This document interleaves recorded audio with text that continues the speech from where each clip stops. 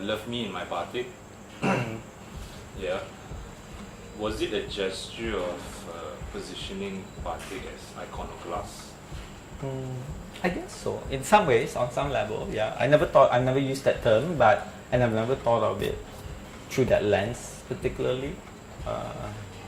But if you were to think of like batik painting as a 50s sort of like and 60s sort of like cultural phenomenon that was closely tied to the state sort of like the new nation state sort of like promotion of batik as a cultural product, as well as the kinds of aspirations that this new nation state called Malaya, then subsequently Malaysia, had, then in a way it was a way to sort of like carve out its own sort of identity. But it's very closely connected to cultural expression, if you want to call it or not. Yeah. Be that as it may, it's interesting that it was, as a form of art, it was, if you like it, if not discovered, then at least it came into prominence because of a Chinese migrant artist. And not just one who has, I don't know, 2 or 3 generations, because this is directly from China. This guy came directly from China right before the war. Okay? So there's no sort of 1 or 2 generation to claim some kind of indigeneity. So it's a migrant sort of like culture. Does that mean, in a way, can we then sort of say that, you know, the very foundations of the nation state is migration? Pendatang culture is the main culture of Malaysia. Not all these sort of pre-boomy, indigenous sort of like nativist claims of who came here first and who's the oldest and therefore we have rights and political sovereignty over others. Yeah. Is that all of us are migrants. And that is the claim that maybe we can try to sort of like make through looking closely at, you know, the works of like batik. I mean, batik is not from this part of the world. Batik is from Indonesia. I mean, yeah, they'll try to claim that it's part of the whole Nusantara kind of imagination, but seriously, you go to Indonesia, they'll laugh at you. I think history, I mean, the historical curriculum tends to sort of like simplify the past, right, rather than try to make it more complex. I don't know, I guess with essay question. Well, we're not encouraged to sort of write essays in the proper sense of the word, right? We're not encouraged to think critically through subjects like the humanities, such as history, like in school. So they would sort of provide like a marking scheme, and as long as you follow the marking scheme, you will get the requisite point in order to achieve a certain grade. That is a kind of standardization and industrialization of on the education front. So there's the danger to that. In some ways it promotes a form of uniformity, it creates cohesion on some level, it allows for check and balances to happen, but then it doesn't sort of foster critical thinking or independent thinking. We have if not the same people, then the same party or the same coalition in power for the past sort of like 50 years that have resulted in certain forms of complacency in how they would perform, right? And how they are accountable to the public in terms of the policies they craft, in terms of the legislation they pass, in terms of the visions that they have as leaders.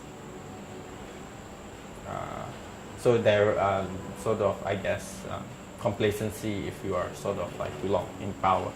And that's just a matter of, and that's why we have democracy, which is really a sort of like check and balance kind of mechanism in order to make sure that everyone who is given the mandate to lead must be accountable to the public who votes you into that leadership sort of position. Yeah, I guess compared to, say, Africa, different African states that have failed miserably in trying to, because they're also multi-ethnic. Although, I mean, to us they all look black, but honestly they are actually really sort of like multi-ethnic. Each of the state, and that's why there's all these sort of like problems happening as well. There are maybe lessons of accommodation that they could sort of like draw from the Malaysian sort of like context. But in Malaysia, we are also these kinds of like power arrangements have been so entrenched. Yeah, we can only sort of conceive of Malaysian communities as Malay, Chinese, Indian, dan lain-lain. Yeah, and the power sharing is limited to these these four components of the demographic. There are no ways to sort of like accommodate new migrants. New migrants who want to sort of like move to Malaysia face an incredible amount of hurdle, as you would have probably experienced yourself, given that you're married to someone of a different nationality. How impossible it is for her to even get a PR. Yeah. Exactly. Yeah. So it's so sort of like entrenched in our imagination that we are only made up of these four categories of people, and there are no rooms for sort of that whole diversity, that complexity of sort of the social fabric. It doesn't reflect the real social fabric of Malaysia. But do you think nationalism is the answer for that? No, it's toxic. At some point, I can understand how it appealed to a lot of people who were treated very unfairly under colonialism, and therefore it was a rallying point and a crystallization of a kind of camaraderie that translated into concrete political action, and that sort of gain independence, allowed for the gaining of independence and the dismantling of all these sort of like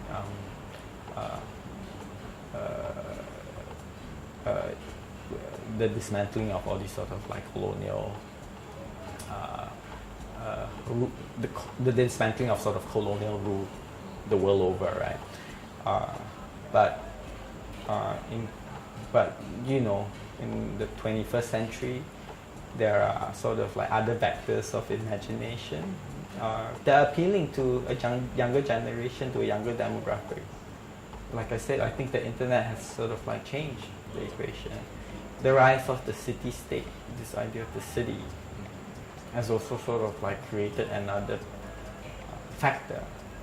You identify more closely with your locale. Maybe the locale.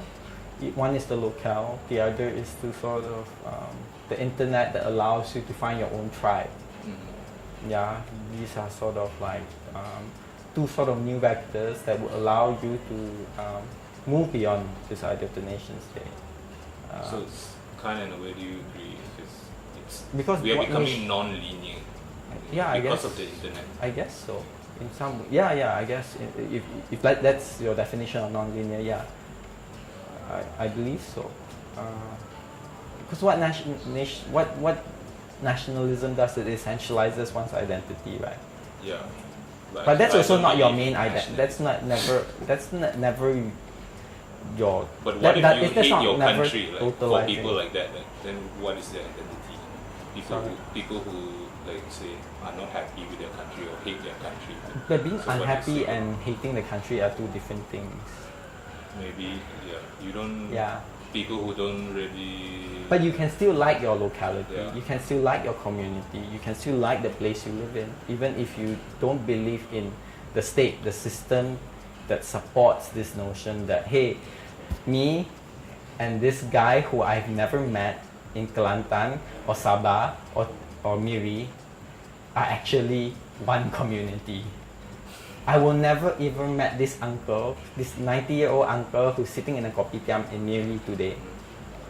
But we are told that we're part of one community because of this idea of the national identity. What is Isn't the it logic absurd in that? Tell me. There would be I think there's a nothing- lot of anxiety Yeah. towards that, but I don't see that as a bad thing. I mean, if we do believe in sort of a kind of commons, yeah, this commons is certain shared sort of humanitarian sort of like values, doing good to each other, being civil, being polite, having proper sort of like civil discourses, having the ability to sort of like engage with each other on a sort of like sustained manner. That's all we need. I don't think we need like an overriding sort of like fictive idea or what Benedict Anderson would call an imagined community, right? To create, to foster that sort of bond that I have with this 90-year-old uncle in Miri. That baseline should be, hey, he is human. And I can connect with him because he is human, not because he is Malaysian. Yeah. Perfect. Okay, good.